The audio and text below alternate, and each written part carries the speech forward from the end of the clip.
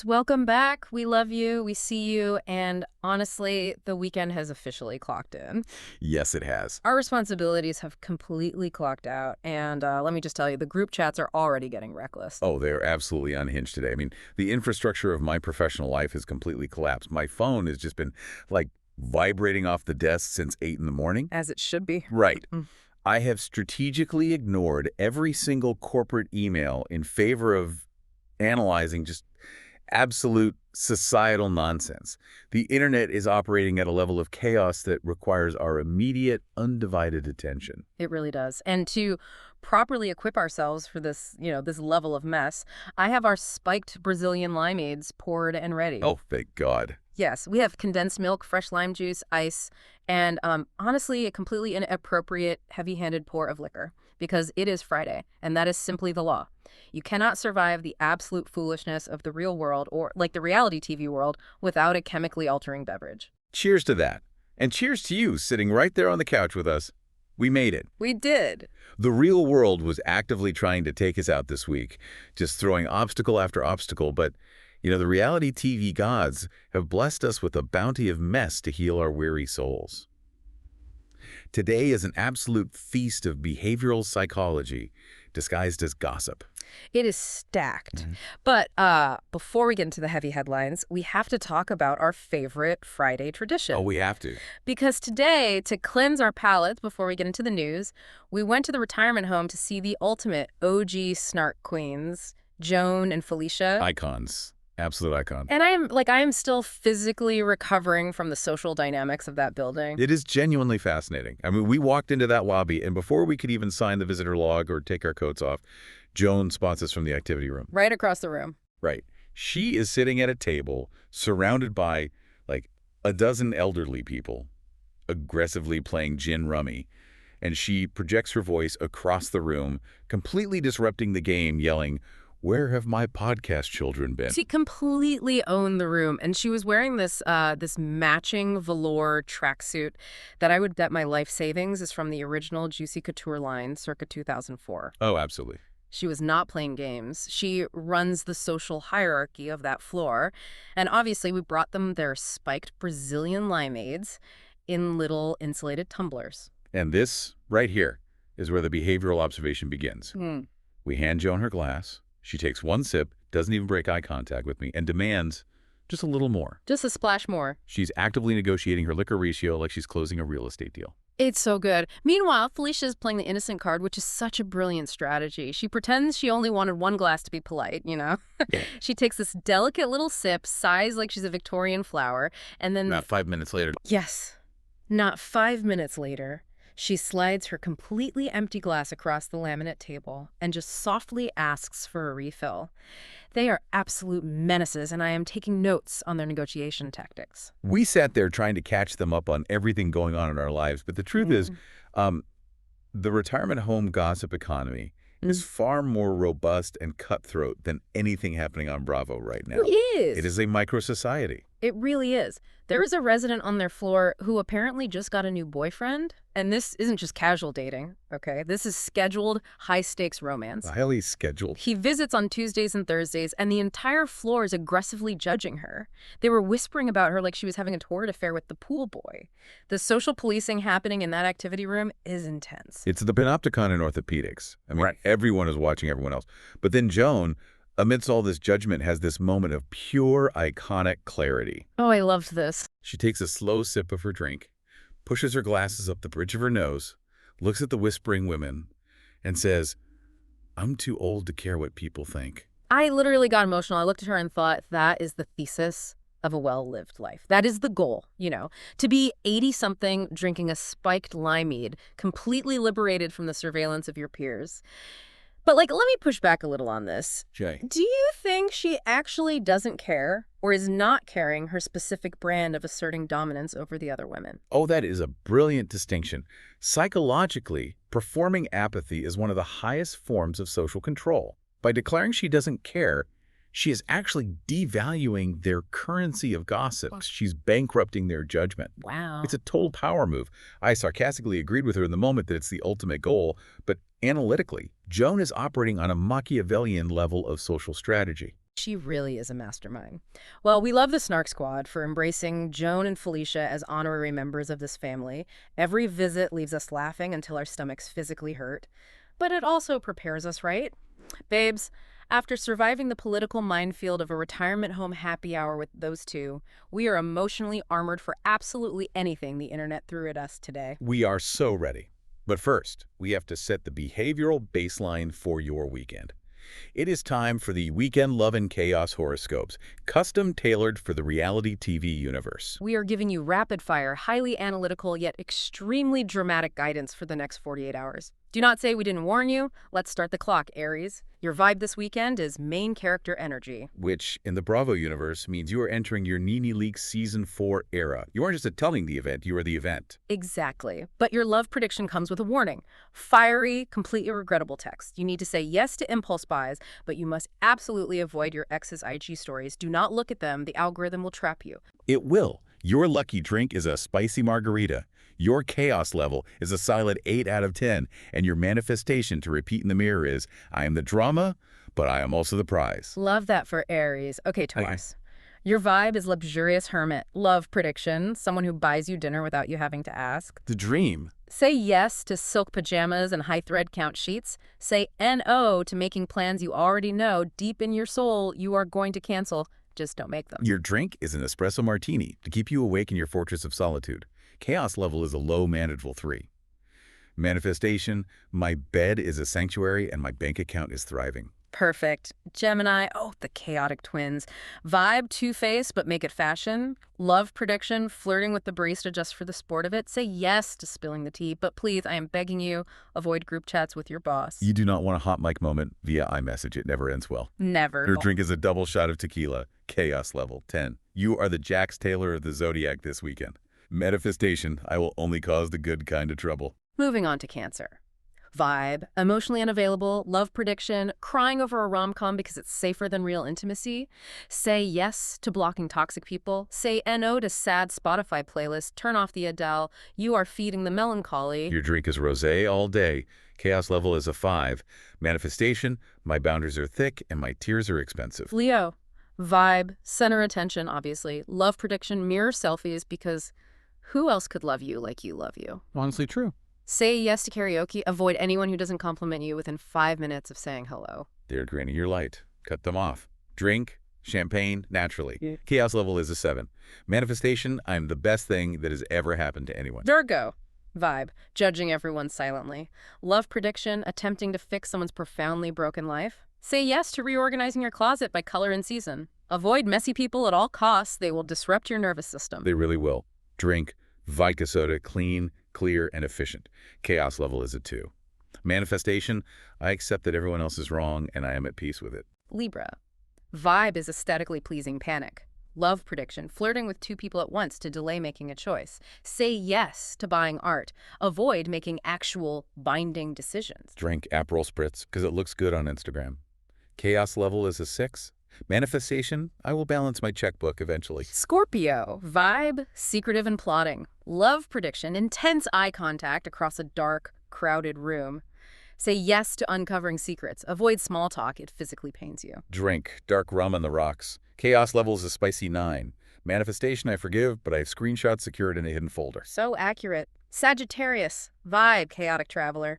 Love prediction, a fleeting romance with someone who doesn't speak your native language. Say yes to booking a spontaneous flight. Avoid committing to Sunday brunch. You won't be in the same zip code. Drink craft beer from a local brewery you just discovered. Chaos level 8. Manifestation, I'm running away from my problems, and I look incredible doing it. Capricorn, vibe, boss energy, but extremely fundamentally tired. Love prediction, scheduled intimacy via Google Calendar. Say yes to turning off Slack. Avoid checking your emails. The company will survive without you for 2 days. Drink old-fashioned, classic, reliable. Chaos level 4. Manifestation, I will aggressively delegate my stress to the universe. Aquarius, vibe, weird but endearing. Love prediction, connecting over niche conspiracy theories on a Reddit thread. Say yes to thrifting. Avoid mainstream trends. They give you an allergic reaction. Drink kombucha cocktail. Probiotic chaos. Chaos level is a 7. Manifestation, I am an enigma wrapped in a thrifted, oversized sweater. And finally, Pisces. Vibe, delusional romantic. Love prediction, falling in love on the subway with someone you will never see again. Say yes to daydreaming. Avoid reality, it's entirely overrated. Drink. A sweet cocktail with a tiny umbrella. Chaos level is a 6. Manifestation. My delusions are not fake. They are just pre-reality. Claim your sign, babes. Keep those manifestations close to your heart this weekend. But right now, we need to transition into the absolute madness of the daily gossip recap. We are looking at the last 24 hours in reality TV, and it is a fascinating case study in manipulation, PR breakdowns, and generational trauma. Let's start with the Orange County chaos and the concept of transactional affection. This is a wild behavioral study. Heather Dubrow took a trip to the Watch What Happens Live clubhouse and completely dismantled Vicki Gunvalson's current relationship dynamic with her boyfriend, Michael Smith. I'm still trying to process the psychological implications of this storyline. So, Vicky recently revealed that Michael has had an engagement ring for over a year. He purchased the ring, but he keeps it locked inside a literal safe in his house. Not a metaphorical safe. Yeah. A heavy metal box with a combination lock. Yes, a physical safe. And he explicitly told Mickey that she is not getting the ring until she shapes up. Now, the internet is having a field day with this, but we need to unpack the mechanics of what is actually happening here. Fans online are calling it everything from toxic to abusive, and Heather and Terry Dubrow flat out called it a massive red flag. But if we look at the underlying logic here, this is classical conditioning. It is B.F. Skinner's operant conditioning applied to a romantic relationship. He has placed the reward, the engagement ring, in a visible but inaccessible box, and he is withholding it to manipulate and extinguish certain behaviors he doesn't like. It is the gamification of a relationship. But let me push back a little, because some people on the forums are saying, well, Vicky has a lot to handle. Maybe he's just waiting for stability. Is there any reality where this is just a pragmatic man wanting a peaceful partnership before committing? Or is the act of telling her it's in the safe what crosses the line? That is exactly the nuance. If you buy a ring and realize the timing isn't right because you're fighting, you hide the ring in a sock drawer. You don't mention it. But the moment you point to the safe and say, your prize is in there, but you have to earn it, you have fundamentally shifted the power dynamic. You are no longer partners. You are an employer offering a bonus based on a performance improvement plan. A relationship PIP. That is terrifying. And what does shape up even mean for the OG of the OC? Are we talking about her tone, her reactions? Are you trying to train Vicky Gunvalson like a golden retriever? Psychologically, you cannot tame a woman who built an insurance empire and basically lead the foundation for the entire Housewives franchise. It turns her emotional reactions into a transactional performance. Exactly. It forces her to constantly monitor her own behavior, not out of organic growth, but out of fear of losing the shiny object in the safe. It's coercive control dressed up as a romantic milestone. Well, speaking of Vicky needing to shape up and monitor her behavior, she immediately provided an example of why she might be struggling with that.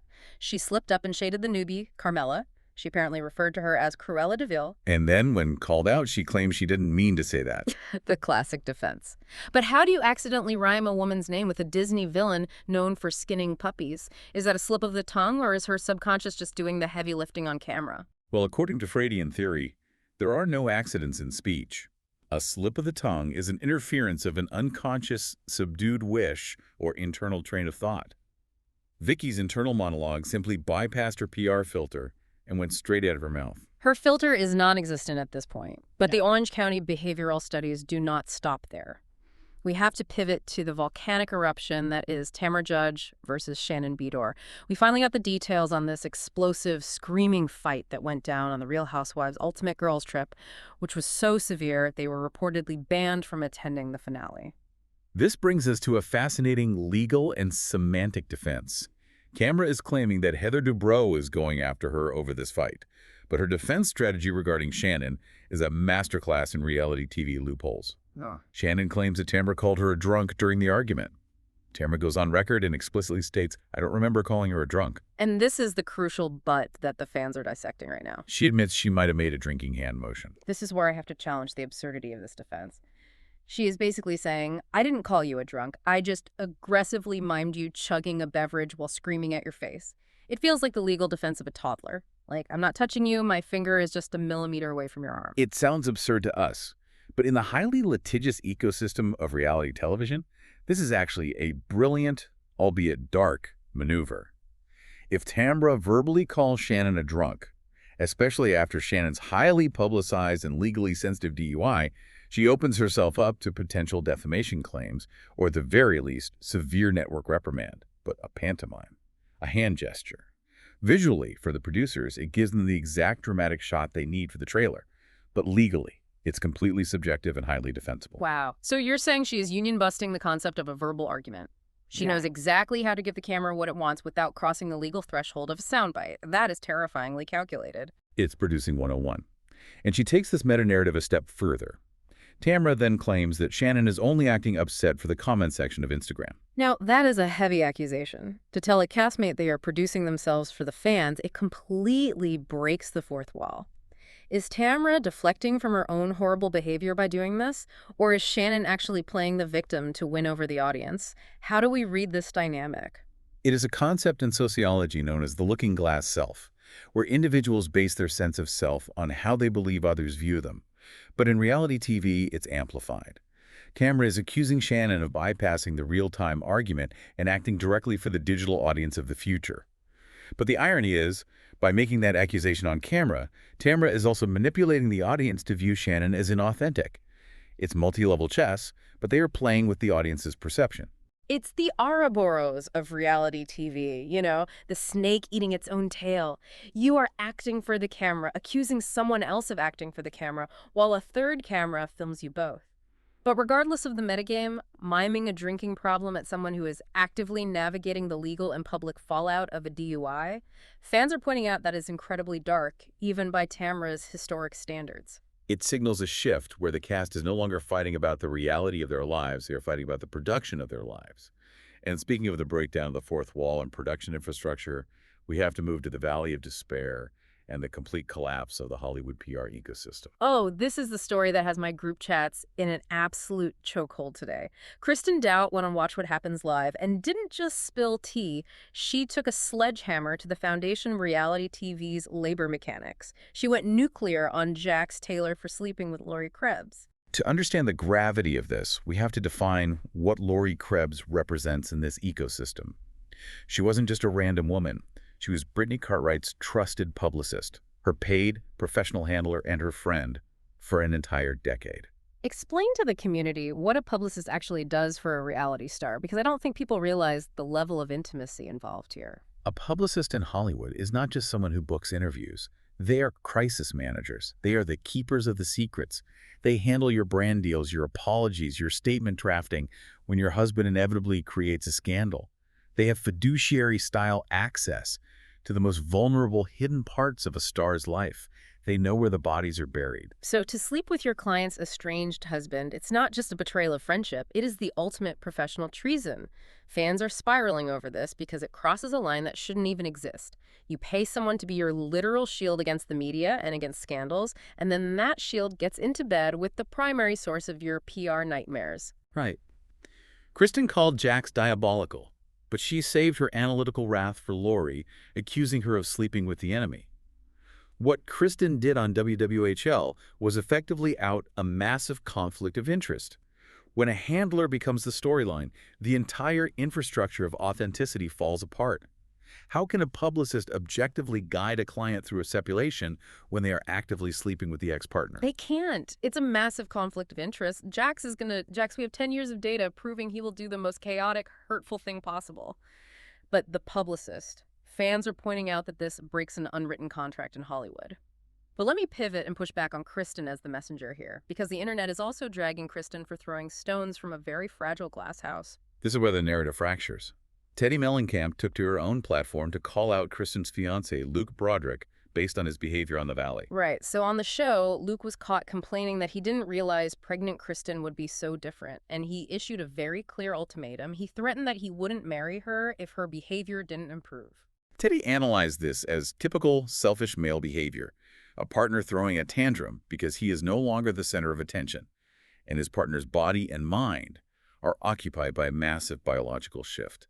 But Tamra defended Luke, pointing entirely to Kristen's historically intense and erratic behavior. We have to unpack the biology and the psychology here. Does a flood of postpartum and pregnancy hormones excuse bad behavior from Kristen, Or is Luke being wildly unsympathetic to the mother of his child during the most vulnerable time in her life? It requires holding two competing truths at the same time. The physical and endocrine toll of pregnancy is immense. It literally rewires the brain. However, Kristen Dowd has a documented decade-long historical baseline of highly volatile behavior that precedes any pregnancy. Psychologists who analyze reality TV have pointed out that the cameras act as an accelerant. Luke was suddenly faced with Kristen dialed up to an 11, amplified by both hormones and production schedules, and reality hit him like a freight train. But delivering an ultimatum like change or I won't marry you while she is pregnant, that feels coercive. As a fan of the show, I look at Luke and think, you should have read the terms and conditions before you signed the contract. You are dating Kristen out. You don't get to act shocked when the chaos arrives. It's like moving to Seattle and complaining about the rain. The ultimatum is the crucial point. Relationship experts agree that ultimatums issued during periods of extreme vulnerability, like a pregnancy, are rarely about seeking genuine change. They are about establishing control. He was trying to regain control of a narrative that was spinning out of his hands. Well, Kristen seems to be regaining control of her own narrative by aggressively cutting ties. She gave some brutal updates on her Vanderpump Rules friendships, and it proves she has absolutely zero filter left. She confirmed she hasn't spoken to Stassi Schroeder in 2 years, stating they just have different friends. She said she's not super close with Shiana, but she made a point to say she is incredibly proud of Ariana Madix for securing an Emmy nomination for hosting Love Island USA. And just to ensure the bridge was fully burned, she called Craig Conover rude. I have to respect the absolute boundary setting. She just sat there on live television and went down the spreadsheet. No contact, distant, proud, rude. Next question. It's actually a very healthy, if blunt, way to navigate a toxic social circle. It is a survival mechanism. When you live in an ecosystem that demands constant engagement with your enemies for ratings, the most radical thing you can do is simply refuse to engage. She is giving them nothing to work with. Let's take that concept of surviving reality TV and look at what happens when you don't even have a choice in the matter. We are moving from the seasoned veterans who know how to play the game to the kids who are just learning how to survive the blast radius. Next Gen NYC. This is a deeply poignant sociological study. We are watching the first generation of reality TV legacy children transition into adulthood on camera. Georgia McCann recently revealed that she broke up with her boyfriend, Prez Thomas. She stated they adore each other but aren't compatible, and she spent the entire day crying. Breakups are gut-wrenching for anyone. But Gia Giudice was talking to Georgia on a public platform and offered a very dark warning. Gia told her that seeing Prez with someone else is going to be the tip of the iceberg for her pain. Georgia admitted the thought of him going on a date makes her physically sick. We have to analyze what it means to go through your first major heartbreak when your entire life is documented. We're looking at the accelerated timeline of reality TV romance. Sociologists who study media impacts note that television takes normal developmental milestones for young adults and forces them into a pressure cooker. You're taking 20-somethings whose prefrontal cortexes are still developing, putting a camera in their face and asking them to define their romantic compatibility for an audience of millions. Exactly. You can't just casually date, have a fight, and ghost each other. Every argument is a storyline. Every red flag is dissected by fan theories on Reddit. It is public consumption of private grief. How can Georgia organically heal when the structure of her job requires her to constantly rehash the trauma for confessional interviews? She can't. The healing process is repeatedly interrupted by production schedules. And Gia Giudice is currently dealing with the mirror image of this problem. Her boyfriend, Christian Carmichael, was caught on camera complaining that he hates being filmed all the time. He asked Gia, when engagement happens, where does it go from there? Now, Gia's response was heartbreaking. She calmly explained that her family has been through the ringer with the public eye, which is the understatement of the century, considering both her parents went to federal prison on camera. But I need you to explain the psychology of Christian here. How can he be shocked by cameras? Fans are pointing out the immense cognitive dissonance required for his stance. You are dating Teresa Giudice's eldest daughter. You have signed a release to appear on a Bravo reality show. The cameras are practically encoded in Gia's DNA at this point. For him to ask, where does it go from here, suggests a fundamental misunderstanding of the Truman Show reality he just entered. Right. Did he think they were just shooting home movies for the family archive? This isn't a hobby. This is the Giudice family business. But it highlights the unfair burden placed on Gia. She has to manage her partner's anxiety about a lifestyle she was forced into as a child. That is the core issue. These legacy kids, Gia, Georgia, and we also saw Riley Burris dealing with the intense fallout of Condi and Todd's divorce chatter, they are carrying the emotional baggage of their parents' choices. Riley explicitly stated she doesn't want people to make her mom feel bad, taking on this protective, almost maternal role over Condi. It is the generational transfer of Bravo trauma. These kids didn't sign the original contracts, they didn't negotiate their salaries as toddlers, but they are inheriting the absolute mess. They are trying to build normal adult lives while standing on a foundation made of tabloid headlines and reunion show screaming matches. It's a structural disadvantage. They have to untangle their authentic selves from the produced versions of their family that the public feels entitled to consume. Okay, we need to take a deep breath, take a very large sip of our limeades, and pivot to the next part of our recap. Because while Bravo is dealing with generational trauma, the rest of the internet is dealing with systemic structural breakdowns, Big Brother bigotry, and 90-day fiancé delusions. Let's start with the panopticon, that is Big Brother 28. Frankie Grande took to Twitter, absolutely furious, demanding the immediate removal of contestants Kamu, Kirk, and Rick. According to the live feeds, there was a conversation about fellow house guest Drew Campbell, and Frankie, along with thousands of fans, called it out as blatant homophobic bigotry. Frankie said it made him sick to his stomach, and in classic reality TV fashion, he threatened to flip a table if they weren't held accountable by the network. This is a perfect example of how technology has shifted the power dynamic between producers and audiences. Historically, network producers control the narrative. They could edit out bigotry to protect a favored contestant's storyline for the primetime broadcast. But the 247 live feeds have democratized the surveillance. The audience engages in surveillance. The watched are now being watched by the masses, bypassing the editors entirely. The live feed watchers are the unsung vigilantes of reality television. They do not sleep. They screen record, they clip it, they timestamp it, and they force accountability in real time. If the producers try to hide it, the internet brings the receipts. It completely destroys the traditional edit. It forces transparency. You cannot hide your ingrained prejudices when a camera is on you constantly, and you cannot rely on an editor to save you when the internet has already archived your behavior. Amen to the accountability. Now, speaking of people desperately trying to hide behind an editor, let's talk about the delusion happening on 90 Day Fiancé. This brings us to Katie Norbo and her fiancé Josh, who are currently in a bizarre feud with actual clinical experts from the OCDI Texas organization. This is the pinnacle of avoiding accountability. So, a video aired of Katie getting heavily intoxicated and aggressively trying to make out with her friends. Katie is now claiming that TLC's editing is responsible for how that behavior looked.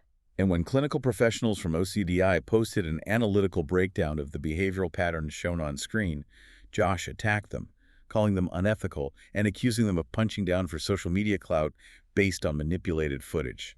I have to ask you, as someone who understands how these shows are built, how do you edit a kiss? The classic blame the edit trope is my favorite excuse, but we need to explain the technical reality to the community.